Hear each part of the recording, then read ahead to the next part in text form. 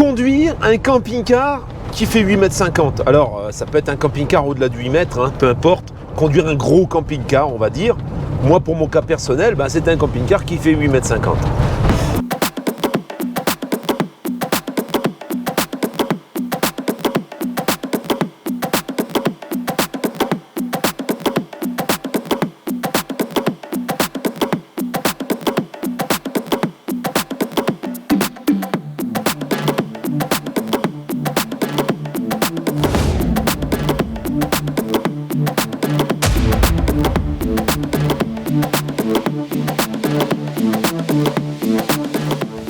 On est dans le Gers. Je viens juste de me stopper là, sur le côté, pour pouvoir te montrer ça.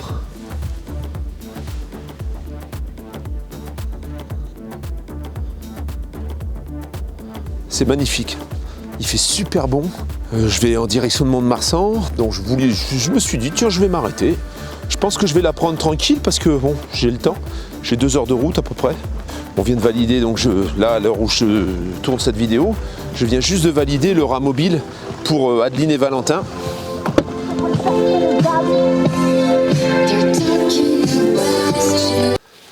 Me voilà arrivé au sud de Toulouse. Petit camping-car park au bord du fleuve, tu vois. Alors, la Gironde, la Dordogne, non, la Gironde. Comment ça s'appelle ça déjà ? Je vais te dire. La Gironde, bien sûr. Donc, petit camping-car park au bord de la Gironde, tu vois, juste au bord de la Gironde. Alors, il est un peu en restanque, hein. Ça fait un peu des berges. Et en haut, là, tu vois, t'as un petit barbecue là en haut. Je pense que les vidanges, elles doivent se faire là-haut.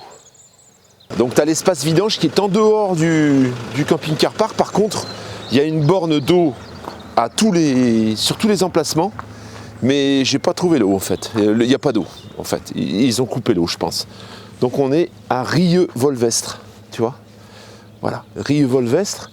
Là ici en haut, tu as les douches. Je sais pas si on voit bien, ouais, bon on voit pas bien. Bon, tu as un bâtiment où tu as des douches, tu as de l'eau, tu peux faire la vaisselle, tu as un espace pique-nique aussi, tu as une espèce de grande table avec un barbecue où tu peux faire des petits barbecues en famille. Ça a l'air assez... convivial. Je pense que ça doit appartenir au camping qui est juste à côté en fait. Tu as un camping ici avec une grande piscine. On la voit pas non plus parce qu'il y a du brouillard en fait. Hein. Voilà, bon c'est parti. Je vais à 25 km d'ici valider cette Ramobile. Adeline et Valentin qui trépignent, c'est le deuxième qu'on va avoir pour eux parce que le premier c'était un Cartago. On nous avait dit que c'était du 5 places carte grise, ce qui était vraiment étonnant. C'était pas du 5 places carte grise, c'était du 2 places carte grise. En fait, ces gens ont acheté ce camping-car il y a 10 ans pour un 5 places carte grise.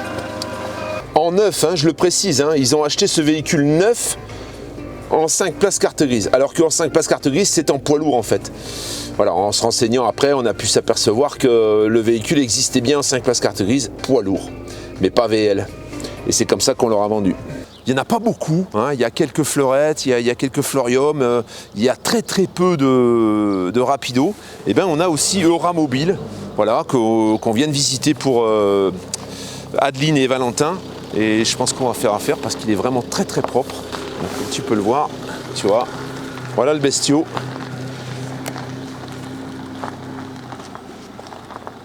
Voilà, on a le porte-vélo.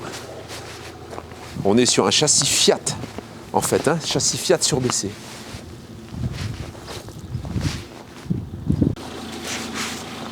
Voilà, donc on n'a pas cédé au rétro-type bus sur ce modèle, hein, ce qui n'est pas plus mal, je trouve. Et à l'intérieur, on a une ambiance assez cosy. Hein. Voilà, c'est quand même bien, les coloris sont bien choisis. C'est très apaisant comme ambiance. Il n'y a pas de chichi, hein. C'est pas du bling bling. Mais par contre, tout est bien fait, tout est bien prévu. Voilà, tu vois, tu as le frigo là ici tu as la télé. Bon, la cuisine, on a ce qu'il faut, quoi. Hein. On a les plaques, les plaques 3 feux, le petit évier donc en inox avec les rangements qui vont en dessous. Et là, le lit central avec la douche qui est ici. Donc la douche, on a forcément le passage de roue, hein, ce qui est normal. Donc c'est pareil, très cosy aussi. Et dedans, les toilettes, voilà, avec le petit lavabo. Alors c'est un double plancher, tu as les accès ici, tu vois. Tu as les accès ici aussi. C'est pas un double plancher total, c'est plutôt un double plancher technique avec quelques rangements. Donc on est sur une motorisation Fiat. C'est le Fiat 130 chevaux. On a la caméra de recul avec le GPS, tout compris dans la console centrale, donc il n'y a pas à s'embêter. Comment ? Il y a le lecteur DVD dessus aussi. Il y a le lecteur DVD dessus aussi également, qu'on pourrait même raccorder à une télé éventuellement. 150 litres d'eau, chauffage Aldé, tout ça pour 3,5 tonnes. Hein. Chauffage Aldé, donc c'est le 3010, avec le nouveau tableau de commande qui est ici. Je vais vous le dire le prix. 7,20 m de longueur, double plancher. Alors comme je te l'ai dit, il n'est pas très épais le double plancher, hein, parce que le véhicule forcément est une hauteur contenue en dessous de 3 mètres. On est sur un châssis Fiat, donc jusqu'à l'essieu en fait, jusqu'à l'essieu arrière, c'est du châssis Fiat, et derrière, sur la partie soute, et bien là on a un châssis en galvanisé qui ressemble un petit peu au Alco, hein, mais sur une toute petite partie. 150 litres de propre, je crois que c'est 120 litres d'eau usée, chauffage Aldé, moteur en 2,3 litres, 130 chevaux, et le véhicule totalisé 38 000 km. Il est impeccable, il est comme neuf. Proposé à 49 900, malheureusement, ben, on n'a pas réussi à négocier. Voilà, on n'a pas réussi à négocier. Le véhicule est de 2014. Il est un peu en dessous du marché par rapport à ce que j'ai pu voir dans cette marque, hein, dans d'autres modèles. Par exemple, il y a actuellement le même modèle, sans le chauffage Aldé, un an plus vieux, avec plus de kilomètres, à 51 000. Donc, c'est difficile. En fait, la personne a été très correcte. On a mis une option dessus et elle a attendu qu'on se déplace avant de recevoir d'autres personnes. Et au moment où j'y étais, ben, il avait déjà un rendez-vous l'après-midi. Hein. Si on ne faisait pas affaire, c'était vendu de toute façon. Donc, dans la négociation, eh bien, il se charge de refaire la distribution. Le véhicule est passé au contrôle. Tout le reste, c'est impeccable. Les freins sont les disques à l'arrière, ils sont neufs. À l'avant, il y a une toute petite bordure de rien du tout. Donc vraiment, le véhicule est en parfait état. Il est en super état. On le paye au prix quasiment. Hein. Voilà, on le paye. En fait, il nous l'a négocié à 49 sans la distrib. Et il a un devis pour la distribution à 750 €, je crois, de mémoire. Donc voilà, il va être vendu 49 750, on va dire.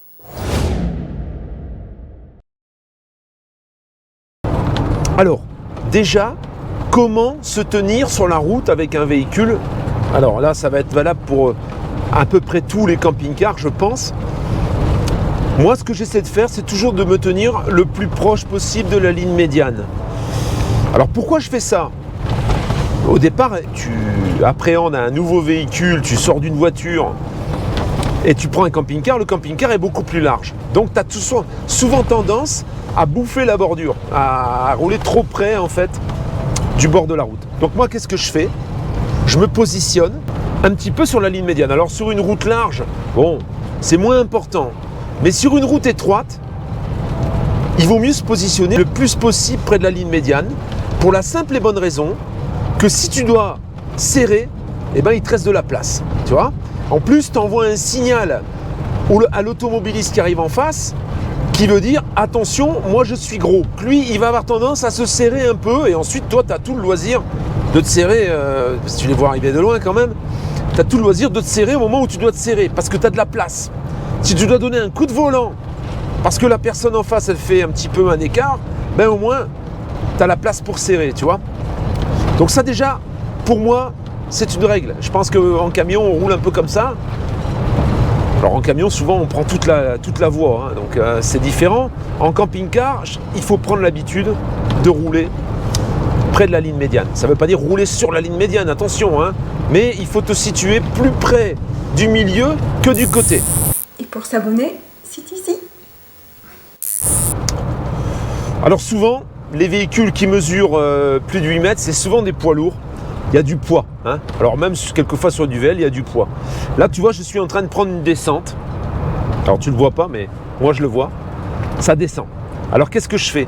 Déjà, j'essaie d'utiliser le frein moteur. Ça veut dire que dès le début de la descente, je descends un rapport. Comme ça, je me sers un peu du frein moteur. Mais ça ne suffit pas. Parce que les freins moteurs, il n'y a pas énormément de freins moteurs. Hein. Même sur un 3 litres comme celui-là, je trouve que le frein moteur, il est faible. Quelquefois, il faut tomber de rapport. Mais là, ton moteur, il commence à passer des 3000 tours et puis c'est vrai que ça casse un peu la tête. Alors, tu es souvent tenté de freiner. Et alors là, si tu dois freiner, ne reste pas le pied sur la pédale. Hein, parce que tu arrives en bas du col, tu n'as plus de frein. Hein. Déjà, tu n'as plus de frein, tu as tes disques qui deviennent rouges. Tu risques de glacer tes plaquettes. Glacer tes plaquettes, ça veut dire qu'il va y avoir une espèce de pellicule qui aura chauffé et qui va la transformer un petit peu en matière glissante en fait. Hein. Donc ton frein sera beaucoup moins efficace. Le fait aussi de garder le pied sur la pédale de frein, ton liquide de frein rentre en ébullition parce que ton étrier tout chauffe, ça remonte dans le liquide et après tu risques d'avoir la pédale spongieuse. Ça veut dire que la pédale elle peut aller jusqu'au fond. Parce que le liquide qui rentre en ébullition, ton liquide de frein, eh bien ça crée de l'air. Hein, et du coup, quand il y a de l'air, c'est plus le freinage, ta pédale elle s'enfonce en fait. Et tu n'arrives plus à appliquer, tu es obligé de pomper pour avoir du frein. Apprends à appliquer des coups de freinage, à relâcher, rappliquer des coups de freinage, mais ne reste pas sur le frein jusqu'en bas. Ça, c'est très important. Alors ça concerne bien sûr les gros véhicules, hein, les véhicules comme le mien qui mesure 8,50 m, mais ça concerne aussi les véhicules un peu plus petits. Hein. Un camping-car qui fait 4 tonnes ou 3 tonnes et demie, tu descends sur les freins une pente à 16% par exemple, tu arrives en bas en montagne, tu n'as plus de frein. Donc ça, c'est vraiment il faut éviter de laisser son véhicule prendre trop de vitesse, parce qu'ensuite c'est d'autant plus difficile à freiner. Alors là, on est sur une pente à 8%. Donc 8%, bah tu vois là, je suis à 60. Je suis à 60, je vais le laisser aller, regarde bien. Alors là-bas ça remonte, hein, donc c'est pas très grave. Regarde. Tu vois? Là tout de suite on arrive à 70. Mais dans une pente sans accélérer, regarde la vitesse où on arrive à 80. Je peux te dire qu'en quelques mètres, ça devient... alors si tu freines pas un petit peu avant et que tu rétrogrades pas un petit peu avant, là tu vois je suis en 5. Voilà, bon là elle était courte. Ensuite ça remonte. Donc t'as moins de problèmes en fait pour te ralentir. C'est à la limite. Tu prends le virage un peu vite, c'est pas grave. Tu sais que derrière il y a une côte, donc ça va te freiner. Mais quand tu as des descentes comme ça de plusieurs kilomètres et que toi tu es sur tes freins, tu n'utilises pas assez ton frein moteur et tu laisses prendre ton véhicule trop de vitesse, et ben en bas tu as des chances de plus avoir de frein et de pas arriver en bas en fait. Hein. Donc il faut faire très attention. Un autre point, c'est les ronds-points. Hein, les ronds-points et les virages serrés. Donc là par contre, tu vois par exemple, là je vais prendre un rond-point, je ralentis bien mon véhicule et tu vois je le prends en deuxième et j'évite de trop écraser parce qu'il a tendance avec la hauteur, le poids en hauteur, etc., il a tendance à prendre du ballon. Et quand il prend du ballon, bah, tu verses tout ce que tu as rangé, il faut faire attention à ça. Il faut, alors là, tu as peu de chance de te retourner, hein, ça peut arriver, mais tu as peu de chance. Il faudrait vraiment que tu aies beaucoup de poids en haut. Mais par contre, tu vas entendre ton truc qui travaille, tu vas entendre tous tes placards gling. Alors c'est sûr que tu peux, moi je les cale bien mes placards, hein. Je mets toute la surface est occupée, donc tout se tient, mais malgré tout, ça bouge quand même. Hein. Donc si tu arrives et que tu prends un rond-point et puis tu écrases ton véhicule sur l'avant, le machin il prend du ballon, tu vois, il faut éviter. On va prendre un rond-point qui est complètement à 90, donc on va prendre la troisième sortie du rond-point. Du coup, le véhicule va s'écraser. En plus, les ronds-points sont souvent en dévers. Donc là, on a un rond-point qui est légèrement en dévers. Tu vois, je vais le prendre. Bah là, voilà, si je le prends un peu plus vite, tu vois, là, on a encore plus de ballon. Il y a la force centrifuge qui fait que ton véhicule, tout s'écrase, quoi. Et hop, tu vois. Alors, ça, c'est un peu atténué avec de la suspension à air. C'est pour ça, d'ailleurs, que souvent, la suspension à air, elle n'est pas trop faite pour le confort parce qu'en fait, tu rajoutes un amortisseur, hein. C'est à peu près ça. Tu durcis un peu tes suspensions puisque tu leur donnes quelque chose en plus. Par contre, ça t'évite de prendre trop de ballon. Hein. Et c'est vrai qu'il y a des véhicules qui sont plus soumis à ça que d'autres. Le mien, il n'en prend pas beaucoup, mais c'est quand même un véhicule assez lourd, hein, il fait 5 tonnes. Donc il aurait, dans les ronds-points, il aurait quand même tendance à s'écraser. Tu as un petit véhicule qui prend beaucoup de ballon dans les virages, eh ben oui, là ça vaut peut-être le coup de poser des coussins d'air. Des coussins d'air en plus de la suspension qui existe déjà bien sûr, hein. Les coussins d'air viennent toujours en complément. Les trois points caractéristiques d'un véhicule long, déjà l'empattement. Tu as un empattement qui est plus grand. Ça veut dire que la distance entre l'axe de la roue avant et l'axe de la roue arrière est plus important. Donc, tu as moins de facilité à braquer, tu braques moins court en fait. Hein? Quand tu as un empattement long, ben, tes virages ils vont avoir un cercle beaucoup plus grand, ce qui fait que dans les manœuvres, quand tu dois faire un demi-tour, etc., quelquefois il faut t'y reprendre à 2 fois. Moi, le mien, quand je prends de la montagne, j'ai déjà fait par exemple les gorges du Verdon, il y a certaines épingles où je suis obligé de m'y prendre à 2 fois. Ça, c'est un inconvénient. Il y a aussi donc l'histoire du porte-à-faux. Alors le porte-à-faux, eh bien, ça occasionne 2 problèmes. C'est dans les raidillons en fait. Tu vas rouler sur le plat, puis d'un coup, tu vas avoir une rampe d'accès à un magasin par exemple ou autre. Et bien là, souvent, le porte-à-faux aidant, le porte-à-faux est tellement long que tu arrives quelquefois à frotter le pare-choc arrière. Moi, mon porte-à-faux, il est quand même relativement long, mais tu vois, le véhicule n'est pas non plus hyper bas. Et malgré tout, je touche, tu vois, regarde, il y a des endroits, c'est un petit peu usé. Là, ici aussi, parce que ça m'est arrivé 1 ou 2 fois, je pense, 2 fois, de toucher. C'est au moment où tu tournes les roues avant, eh ben, il balaye. Tu viens ajouter, souvent sur les attelages, il y a des roulettes, il existe des roulettes qui te permettent de poser le véhicule sur les roulettes et de là, de ne pas arracher ton pare-choc en fait, hein, ou de griffer ton pare-choc. Moi, le mien est légèrement griffé, ça m'est arrivé très rarement parce que je l'anticipe. Souvent, les dévers, j'essaie de les prendre un peu en travers, tu vois, je les prends pas droit et perpendiculaire, enfin je veux dire, je les prends pas dans la ligne du dévers, je les prends en travers. Ce qui fait que j'arrive un petit peu à compenser la cassure. Ça, c'est un point important.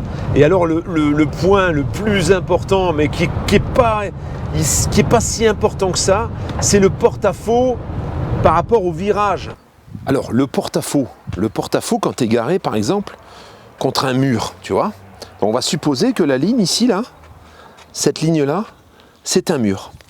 Et ce qu'on va faire, c'est que je vais braquer à fond à droite. Et comme ça, tu vas voir comment le cul se balade, s'il mord la ligne ou pas. Hein? Pour ça, d'où l'importance, quand tu es garé près d'un mur, de sortir doucement, sans trop braquer, en surveillant bien l'arrière. Tu vois, dans mon rétro, on voit la ligne. Voilà. Je vais braquer le volant à fond. Tu vois, voilà, comme ça. Là, on est quasiment à fond. Regarde le cul, comme il fait, regarde bien. Là, tu vois, si la bande blanche et le mur, regarde, déjà là, je touche. Tu vois? Là, j'arrache complètement, là. Là, ici, je dépasse. T'as vu de combien je dépasse? Regarde ça. On va aller voir directement. On va aller voir. Tu vas voir. Tu vois? T'as vu de combien ça dépasse, là? On a facilement 30 cm, 25-30 cm. Et là, on aurait fusillé l'arrière. Voilà, tu vois. D'où l'importance de faire très attention au porte-à-faux. Parce que tu vois, là j'ai tourné le volant à fond. Hein. Alors j'aurais pu sortir doucement. On va faire l'essai en tournant un peu plus doucement. Voilà, je vais donner un tout petit coup de volant et je surveille le cul pour qu'il ne dépasse pas la ligne blanche. Tu vois, là par exemple, si je tourne plus que là, et ben là, voilà, tu vois, là je sors quasiment sans mordre et je peux, tu vois, devant je passe. À surveiller quand tu as un véhicule long, hein, pas forcément, attention, moi je parle du mien parce qu'il est en double essieu, mais ça peut être exactement la même chose sur un véhicule qui fait 750, 760, en simple essieu, quasiment le même porte-à-faux que sur le mien. Hein. Un lit sur soute sur n'importe quel camping-car en VL, tu as la même chose. Hein. Si par exemple ton obstacle est à droite, le mur, une voiture, peu importe, eh bien, il faut essayer de décoller au maximum avant de sortir. Parce que si tu sors directement, ou si tu tournes directement à gauche, ton cul, il va racler sur l'obstacle, comme tu peux le voir, là, on chevauche allègrement la bande blanche. Hein. Alors qu'on était contre, hein, on n'était pas sur la bande blanche, mais tu vois que là, en tournant, eh bien la bande blanche elle est chevauchée. Et bien là si c'était un mur ou si c'était une voiture, eh ben c'est marron, hein. T'as bousillé le cul de ton camping-car et t'as bousillé le mur ou la bagnole. Ensuite, la longueur sur le trajet, quand tu roules, elle n'est pas pénalisante. Hein, dans les marches arrière, bah, tu as une caméra de recul, que tu sois à 7, à 7,40, 7,50 ou 8,50, il n'y aura pas beaucoup de différence dans le cas d'une marche arrière. Il faut complètement se détacher de ce qu'on peut imaginer, ça n'a rien à voir avec la voiture. Tu ne te gareras jamais aux mêmes endroits qu'avec une voiture. Ça veut dire qu'avec une voiture, c'est la place qu'elle va te prendre pour pouvoir te garer en ville, par exemple, faire tes créneaux facilement. Tu ne fais pas de créneaux avec un camping-car, hein. Jamais. À chaque fois que tu te gares, ça va être sur des parkings où tu vas avoir une place définie pour les camping-cars ou pour les gros véhicules. Après que tu aies 6,50 m ou 7,50 m, de toute façon, tu ne rentreras pas dans une place de voiture. Alors en faisant mordre quelquefois le porte-à-faux sur la bordure, hein, quelquefois il y a une bordure, un trottoir ou un terre-plein, ben là c'est vrai que si tu passes ton porte-à-faux dessus, ton véhicule après à l'avant il n'est pas plus long qu'un autre. Les châssis Alco, voilà, hein, les châssis Alco sont bas, donc le mien par exemple, si je prends un dos d'âne un peu haut, ben je touche, hein.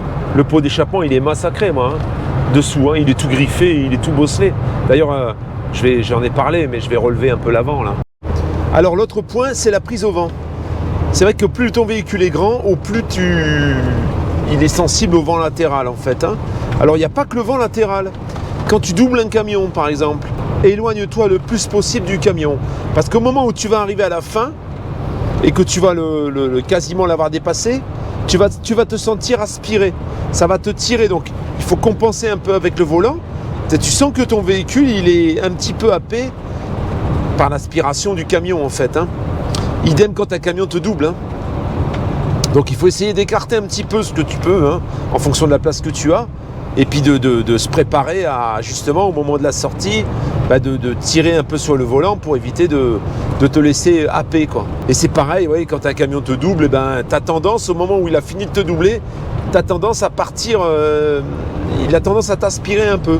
Et ça c'est un phénomène qui s'amplifie bien sûr avec la taille du véhicule. Alors c'est pas non plus voilà, hein, c'est quelque chose qu'il faut anticiper, mais c'est pas non plus méchant, hein. Tu te sens pas vraiment en danger, tu es un peu surpris quoi. Donc moralité, quand tu prends un virage par exemple, à droite ou à gauche, hein, mais à gauche souvent c'est dégagé, si tu prends un virage en angle à 90 degrés, eh ben il faut que tu te projettes un peu en avant. Il faut que tu ailles un peu plus loin que de tourner directement. Parce que si tu tournes directement, l'arrière, il va couper. Et il risque de mordre la bordure ou de frotter quelque chose à l'intérieur de ton virage. Je ne sais pas si c'est bien clair. C'est surtout sur les virages à droite. Alors tu vois là, par exemple, si je serre l'avant, là, tu vois, et bien là, je coupe et je mords presque la bordure. Donc imagine quand c'est un peu plus serré, ben c'est encore pire. On va tourner là, tu vois, regarde, si je suis avec l'avant, voilà, si je suis avec l'avant, que je serre tout de suite, eh ben je vais bouffer la bordure ou je vais racler les voitures. Tu vois là par exemple, je vais sortir de la pompe à essence, bon alors là, la voiture,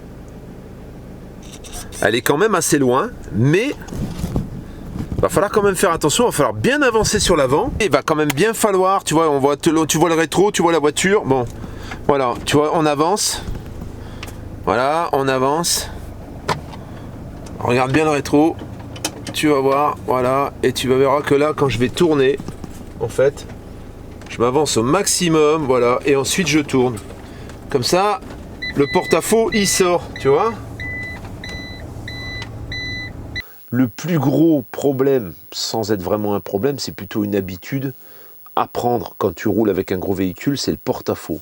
Voilà, le porte-à-faux, il faut vraiment y faire attention parce que ça balaye, hein, ça balaye un peu quand tu prends ton virage. Tu vois, ce que je t'ai fait la démonstration, hein, j'étais environ à 20 cm du mur, on va dire, de la ligne. Et voilà, il suffit que je tourne, que je veuille sortir trop vite d'un endroit, en donnant trop de tours dans le volant, et puis là, automatiquement, on touche, hein. Non, il y a des caméras de recul qu'on peut allumer en roulant, et souvent, on a les angles qui sont bien visibles. Et ça permet de voir, voilà, de vérifier. La meilleure formule, c'est de bien contrôler à chaque fois son encombrement pour être sûr de ne pas toucher une voiture, un mur ou quelque chose. Hein. Donc j'en viens aux autocollants qui sont devenus obligatoires. Hein. On m'a demandé mon avis. Ben oui, mon avis, c'est que c'est moche et que moi, j'ai pas envie de les mettre. Hein. D'ailleurs, je les ai toujours pas mis, mais que de toute façon, au moment où je passerai au contrôle technique, je serai obligé de les mettre parce que sinon, je serai recalé. Hein. Voilà. C'est un peu comme les disques de vitesse que tu as à l'arrière de ton camping-car. Et ben, tu es également obligé d'avoir ce foutu autocollant. Tu le verras d'ailleurs sur le camping-car que je vais filmer, que tu verras dimanche matin. Il a été obligé de les apposer, ils viennent passer au contrôle technique et le contrôleur lui a dit que sans ces autocollants-là, il ne serait pas passé. Un autre point important, je le dis au passage, ton véhicule a des ceintures de sécurité. C'est des places assises autorisées pendant la marche. Les places qui n'ont pas la ceinture de sécurité ne sont pas des places assises autorisées pendant la marche. Ce qui veut dire que si tu veux que ton véhicule passe au contrôle technique, tu seras obligé d'apposer un autocollant ou une pancarte en dessous des assises, donc sur la partie en dur, en indiquant que ce siège-là est interdit pendant la circulation du véhicule. Ça fait partie également des obligations quand tu passes le contrôle technique. C'est tout. Écoute, je vais te laisser, je te dis à dimanche. Donc dimanche, il n'y aura pas Eva parce que je ne serai pas rentré encore. Hein. Là, derrière ce fameux rendez-vous, je monte voir un autre camping-car à côté de La Roche-sur-Yon qui va te plaire également, qui sera à la vente aussi, mais par contre qui sera en VL.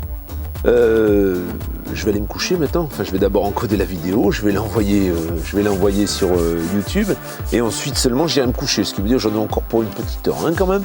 Mais bon, c'est tard, je suis fatigué. Je te dis à